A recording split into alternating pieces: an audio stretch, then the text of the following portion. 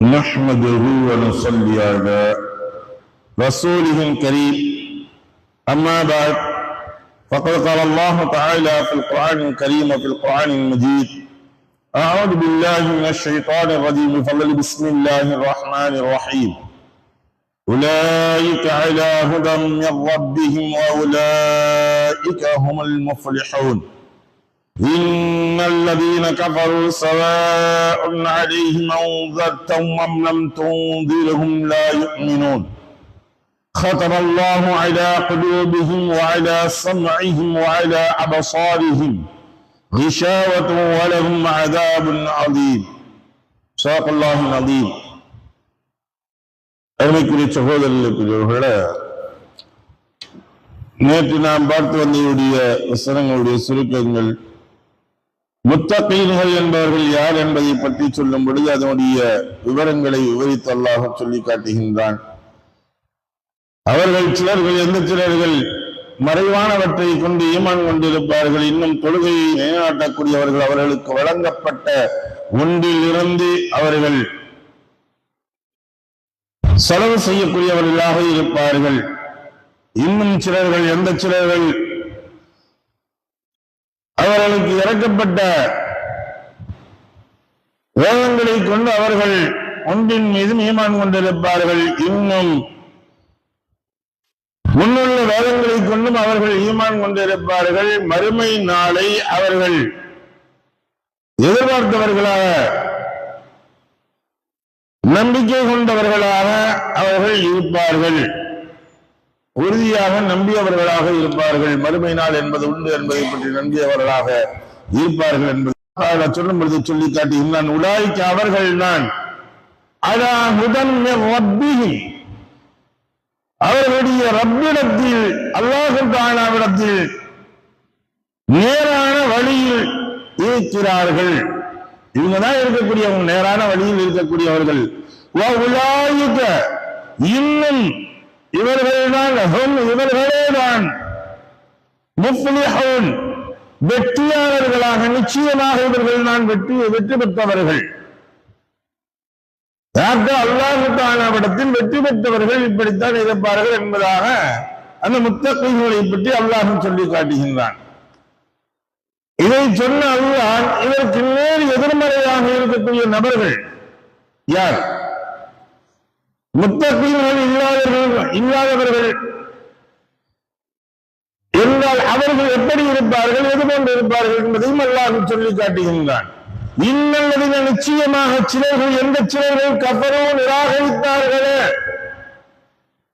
நபியே நாயகமே, நீங்கள் சொல்லக்கூடிய ஒன்றை இவர்கள் நிராகரித்து விட்டார்களே. எவர்கள் நிராகரித்தார்களோ, புறந்தள்ளினார்களோ அவர்கள் இருக்கின்றார்கள். அவர்களுக்கு சவாஉன் அலைஹிம், அவர்களுக்கு நீங்கள் என்ன சொன்னால் சமம்தான்.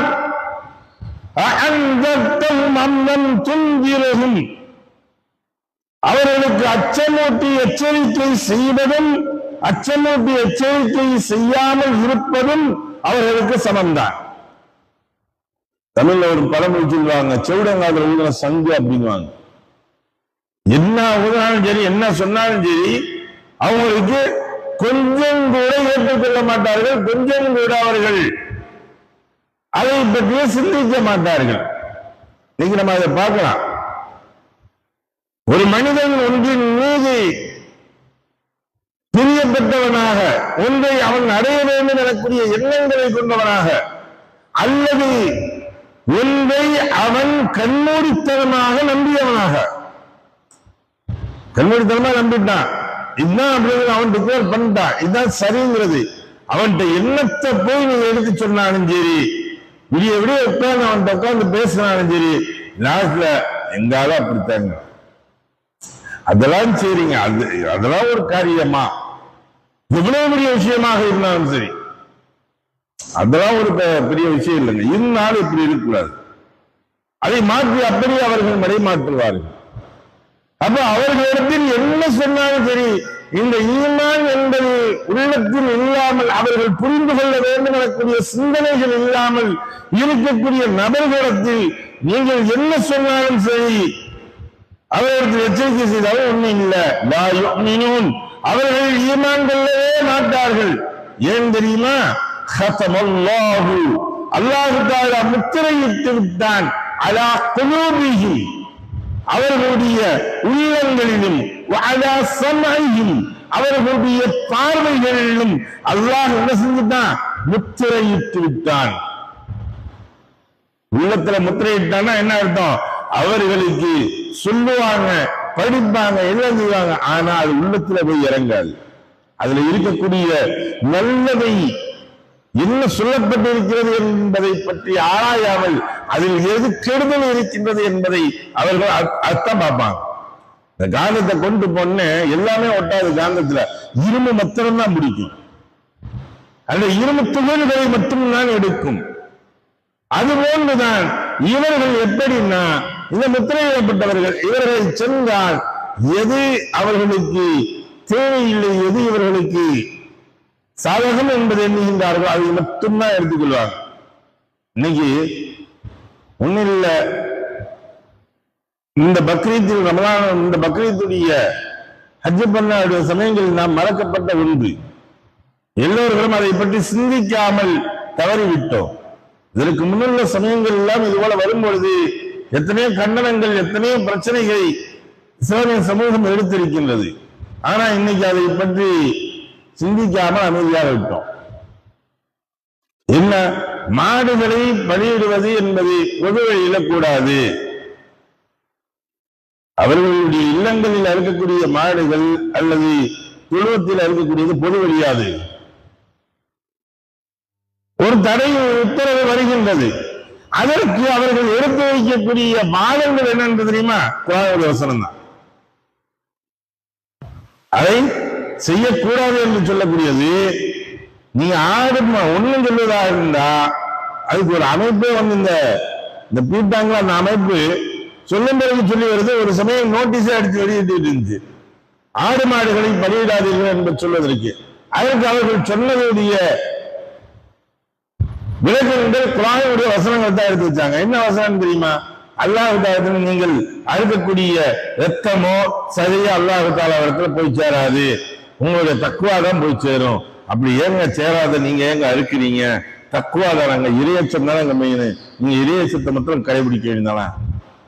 அவன் வைக்கக்கூடியது அல்லாஹ் சொல்லக்கூடிய வசனங்கள். நீங்கள் அறுக்கக்கூடிய அந்த ஆடு மாடுகளை எப்படி அறுக்கணும், எது போல இது செய்யணும் அப்படிங்கிறது அந்த விளக்கங்கள் தனி. ஆனா இங்க சொல்லக்கூடியது என்ன?